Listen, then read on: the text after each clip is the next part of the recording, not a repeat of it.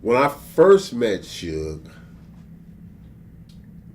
I met Suge at Gin and Juice. They were shooting Gin and Juice, and if you look at it, when he's riding the bike with his natural and he's riding on the bike, that's me behind him in the car. I'm in the car. Me and my boys just in the car sitting because they were shooting that scene.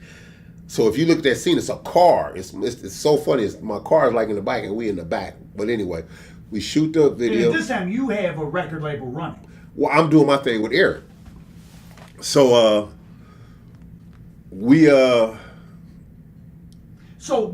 But if you were down, if Eric was your friend and Suge and Eric are beefing, I don't get into that. I get into peace. I was really supporting Dre. You see what I'm saying? It wasn't about all that. I don't get. That's one thing about me. It's not my business. You see what I'm saying? Eric wasn't tripping. I wasn't tripping. Eric, it is what it is. Just because me and you are not dealing with that person, does that mean, come on, we still friends. We still cool. So it's more of the support factor, just really seeing, what's going on. So me and Suge, we sat down one time at the Fox Hills Mall. I'll never forget, he had a little 500 red SL, the little bins back in there, what it was. And pay-per-view. Pay-per-view was cracking. Me and Suge sat down and we had a plan that we wanted to do a whole pay-per-view concert with the whole Death Row, lineup, right? And we had PepsiCo was going to sponsor it, and this guy, rich guy, used to own Rodeo Coach.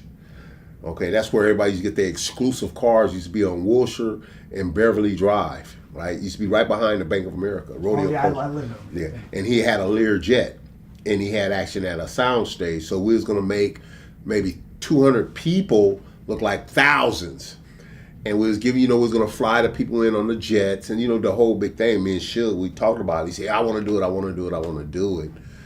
And he used to be a guy that was real close, with Chris the Glove. Well, they probably, they say they was brother, but Chris the Glove and that whole little scene over there. And they used to call him Party Man Dave Jaquette. And Dave called me and asked me to, he said, Reg, I need your help. I said, well, what's up? He said, man, we did. He said, I want you to help us with Dre's party. We threw him a matching party up in the Hollywood Hills where, what's the name from MTV? Fab Five Freddy. Yeah, Fab Five Freddy was there. We had everybody there. And it got turned out early because we had everybody and their mama there. And it was an incident at the end of the party. Suge was kind of pissed off at Dave, and, they took him for a ride. And, he said, oh, man, I mess with Reg. And, they called. They said, oh, Reg, you mess with this dude? I said, yes, my boy. He crying by now. But they dropped him off. I said, what happened? He told me everything happened. And back to work. And nothing never came out of that, the pay-per-view situation. And, So you were considered at enough of a business level that Suge would reach out to you to want to partner with you on something. I could have actually partnered up with Suge. I could have actually. Were you back making moves in the streets at this point? I was still making my little shit. I wasn't doing shit like I, on the scale I was, because you learn your lesson. But I can actually say that, I could have helped Suge in a lot of ways. I was interviewed about Suge. They had somebody interview me. They said, what makes you different from Suge? And I said, what makes me different, I've been rich, I've been poor, I've been rich, I've been poor, because that's the street game. I said, the whole key to being successful, you have to have money discipline. You have to understand money, and you have to have discipline with that money. And you just can't take somebody that really never had anything and just say, oh, here go $10 million, because they're going to go crazy. And that was Suge, to a point. But Suge was a very, very... He must have been a smart guy. Very smart. This you have to look at. As Suge was growing up, you got to understand, he had very strong parents behind him. You see what I'm saying? You're talking about a young kid raised in Compton, really in Compton. He's getting on that school bus, going to school. His mom and dad's on that porch, making sure he's getting on that bus. Where Bunchy and the rest of his fellow cats are doing whatever they doing. You see what I'm saying? So in his mind, I can almost see him saying, "Shit, I got to be a part of that." Because let me tell you something. When Suge, when he started really doing this thing, and he reached out to those friends of his, in my opinion, if I'm Suge, I'm taking the Bunchies, I'm taking the Heron, I'm taking all them cats, and I'm putting them in good, realistic positions in the world. I don't need no goons. I don't need that. You see what I'm saying? You're gonna be. I'm gonna teach you how to be executive. I'm gonna teach you how to prosper. That's not what he did. You said, hey, apparently he didn't. You see what I'm saying? But you put these people in these type of positions. As we know, to break a record and build a record can be very expensive. Right.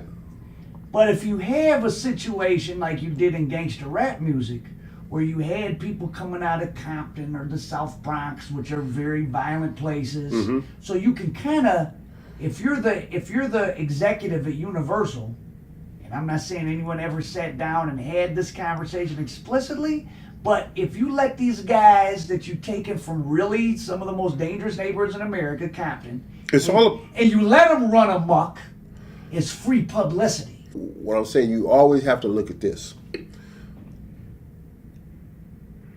However, Death Row was created. I'm not going to really get into that. You're talking about a cat that was really having fun. And at some point in life, you have to say, forget the fun. This is real business, especially when you're dealing with the elements of different gang members and which you're utilizing them for. Yes, Bunchy's a good dude. He's not here no more, but he was a good dude. Heron, these are good dudes. They solid. You see what I'm saying? It's a couple of cats that's still out there that's solid. You see what I'm saying? And it comes to a point when you have solid cats. Just because you have solid cats, everybody needs help. Eric helped me. You feel me? So you put those type of cats in the same situation. How I said, we should have the opportunity to put the Bunchies, the Herons, and the rest of the cats that's lost soldiers in positions how Eric put me. Suge was in the streets. He wasn't in the streets. But come on, his neighborhood is the streets. You see what I'm saying? That's not an excuse. You see what I'm saying?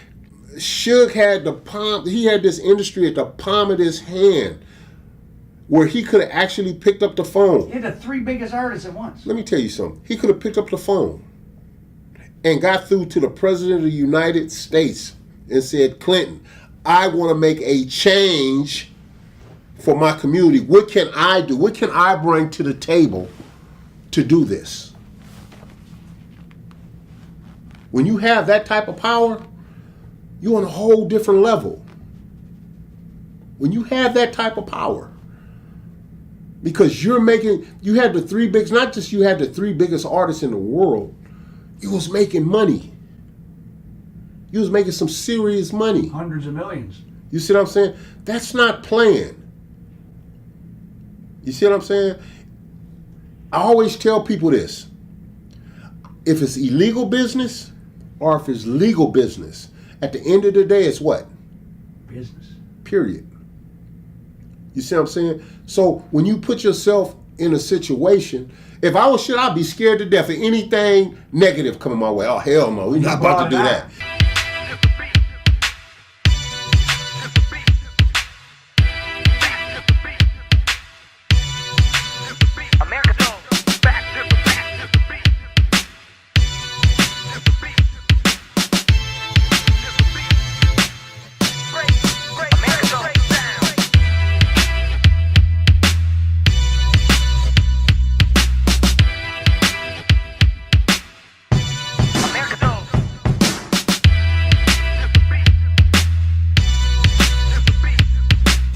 When Tupac came, it seemed like not that it was Tupac's fault, but just it was a perfect storm, confluence of events. That's when it really turned negative, or at least from the outside looking in. Well, where it turned because of the relationships. You see what I'm saying? You know, you talking about Snoop was on his way out. You know, I got corrupt. The Bad Boy Death Row beef was really, how can I say it? Bullshit. When Tupac got killed, I mean, there was 8 murders. But that in was on Compton. something else. You see what I'm saying? What do you think about the Keefe D confession? See, there are certain things that I just don't talk about.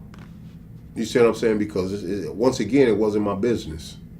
You see what I'm saying? I don't get in, grown men's business. That's, what happened, it's unfortunate it happened. I'm a strong believer in things happen for a reason. Now, do I know the reasons? Yeah, I know the reasons. It's more to that story with Suge. Will it ever come out? Or is it buried? If it can come out, it's more to that story. I mean, there's not many people who know it. Yeah, well, I mean, it can come out.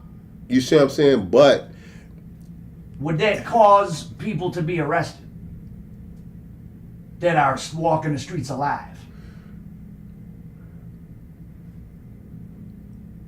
Yes and no. You see what I'm saying? But you got to understand, when I tell you that's a very delicate situation, it's very delicate. But the story, the story that was done, the Unsolved, you saw Unsolved? Okay, I'm going to tell you about Unsolved. That is about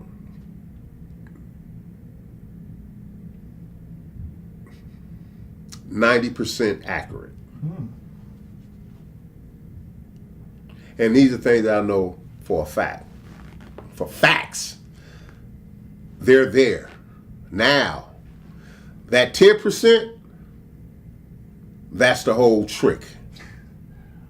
You see what I'm saying? So